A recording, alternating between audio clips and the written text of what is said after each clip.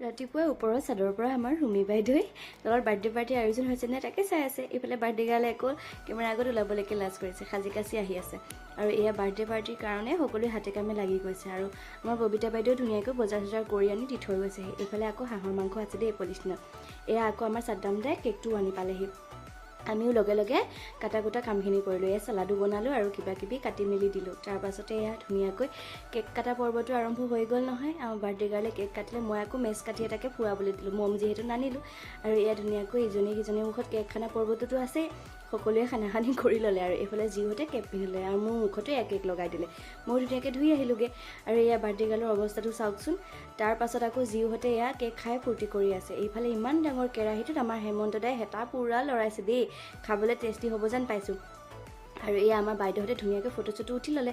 এইফালে চাদ্দাম দা আকৌ ভাতখিনি নাচাওঁ বুলি চকুত হাত থৈ বহি আছে, ৰোজা আছে যিহেতু। আকৌ লগ পাম নেক্সট